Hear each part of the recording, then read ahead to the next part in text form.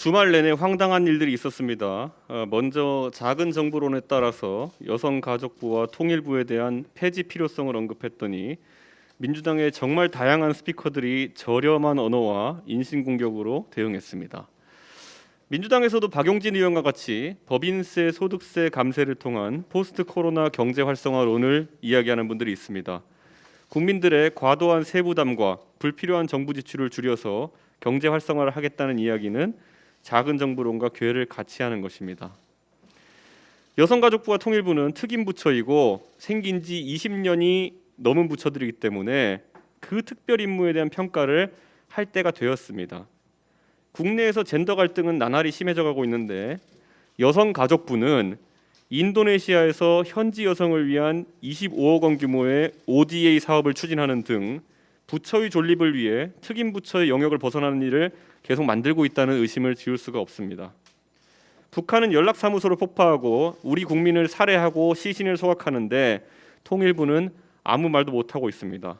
그렇다면 이 조직들은 수명이 다했거나 애초에 아무 역할이 없는 부처들인 것입니다.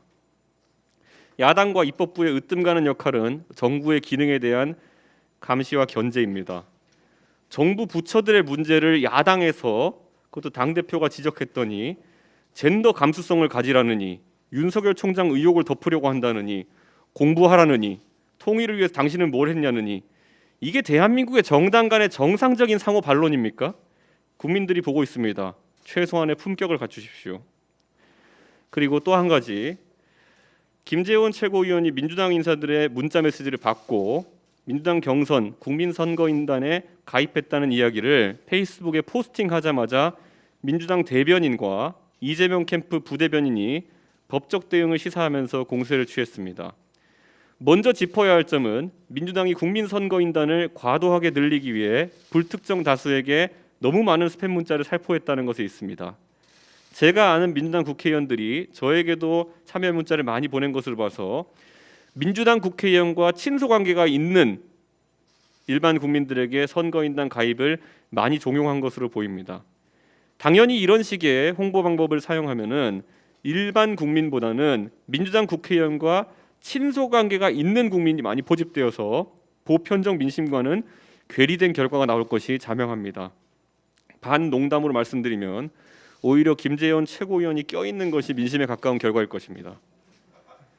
원래 해커도 보안 취약점을 털어서 해킹 대상을 해하려는 의도가 있으면 블랙 해커라고 합니다. 보안 결함을 미리 알려줘서 보완할 수 있게 하면은 화이트 해커입니다. 페이스북에 공개적으로 민주당 경선 룰의 취약점을 알려준 김재원 최고위원은 누가 봐도 화이트 해커입니다. 이 두 가지 사건을 관통하는 첫 번째 공통점은 호들갑입니다. 그리고 두 번째는 철학적 빈곤입니다. 집권 여당이 이렇게 가볍게 이슈에 대응하셔야 국민들의 신뢰를 얻기 어렵습니다.